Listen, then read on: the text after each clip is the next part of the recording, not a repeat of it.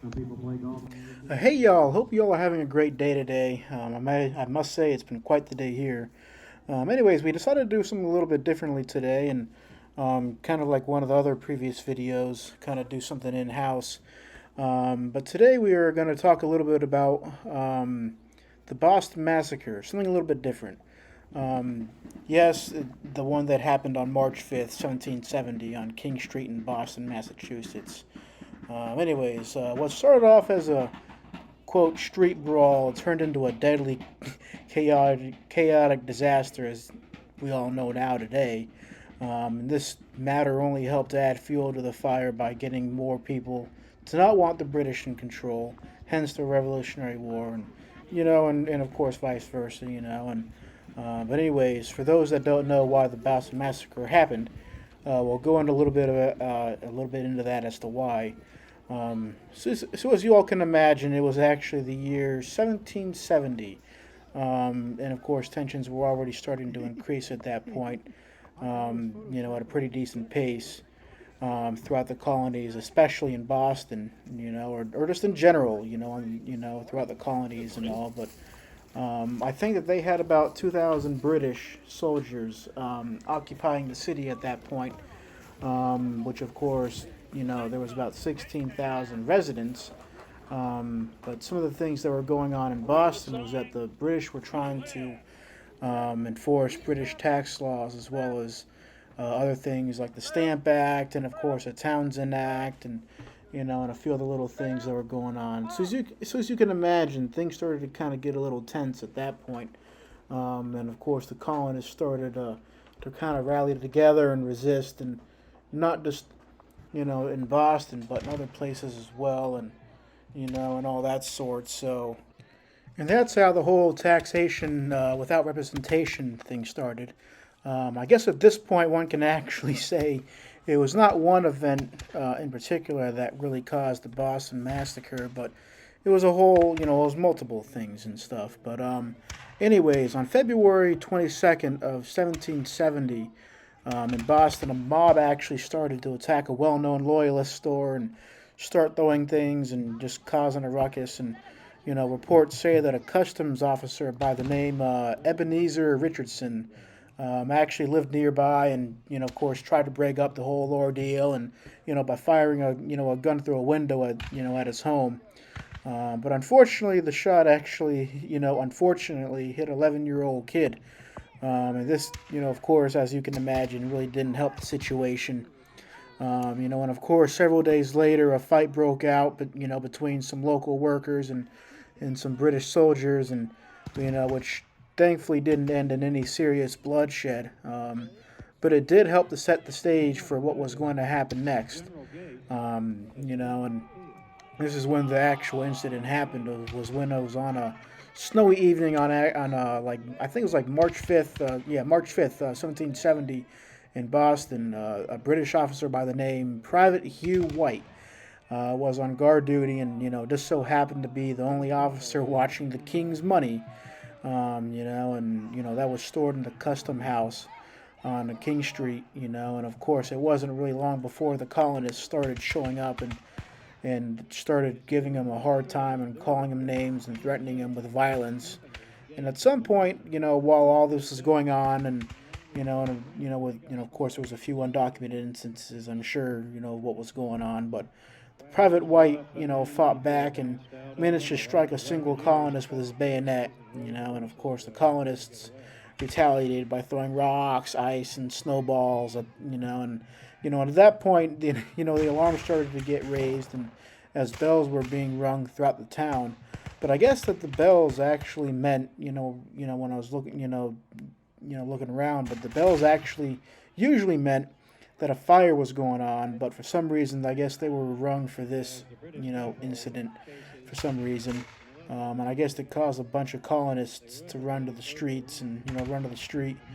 And as you can imagine, the assault on one of the British, the assault on the British officer continued, and until he fell. At which point he called for reinforcements, and you know, and in response to Private White's plea and fearing mass riots and the risk of losing the king's money, his subordinate, Captain Thomas Preston, came to the scene with some additional soldiers and, got into an offensive formation in front of the house. And at that point, the scene was not looking pretty good. It was not looking good at all, as one would think.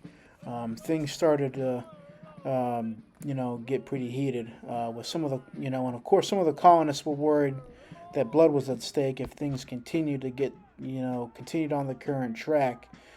So a few started pleading with the soldiers and, that were currently in the, in this situation, and begged them to, hold their fire and keep their cool.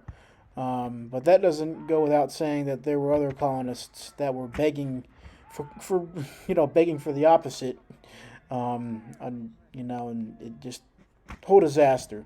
But sort of skip ahead a little bit on this, but this is an interesting part that will make the rest of this whole thing make a little bit more sense. But evidently, Captain Preston later reported that a colonist had told him that they were going to carry Private White off and murder him.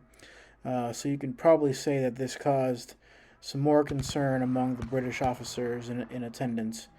And at this point, the violence actually escalated, even further, and the colonists started hitting the British officers with clubs and sticks. Now, this is where the reports are a little different on what happened next, but some allegedly said the word fire, and one of the soldiers' guns actually did fire off, but they were still unsure as if it was intentional or not. But once that the shot was fired, the other soldiers started firing too, which killed about 5 colonists, including a local dock worker, I guess, and about 6 others were wounded.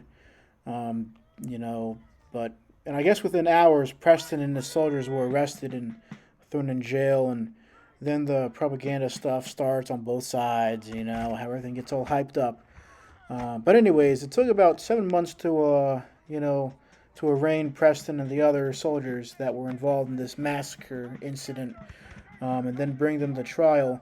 But interestingly, it was actually an American soldier or American colonist, I meant, that ended up defending Preston and the other soldiers, who would have, and who would have thought that the person that did it was none other than wonderful John Adams, our future president. But in Adams' defense, it was he was obviously no fan of the British either, but, he didn't want, to worsen the situation,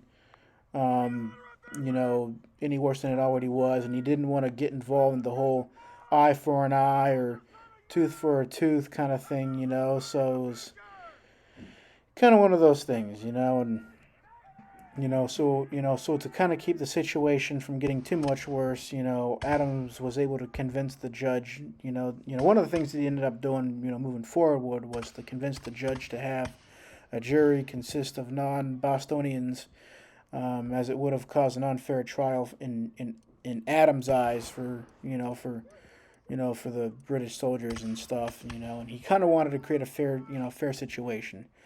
But I guess one thing to note is that during Captain Preston's trial, Adams actually argued that there was a lot of confusion the night of the incident, and obviously caused contradictory stories, and of course evidence to kind of I guess them to kind of, they just weren't matching up, and so I guess to kind of end all this, the Boston Massacre had a huge impact on the relationship between the American colonists and the British. And it definitely made a lot of people who were already angrier, and people who were neutral to sway to either side, or at least have a negative look on the colonists, who were already weary of British rule, and taxation, and of course other things to really get up and going. They really wanted to stick it to the British, and fight for independence. But anyways, hope you all liked the video. By all means, please like and subscribe if you're if possible, and definitely support the channel. Thanks. Have a great rest of the day.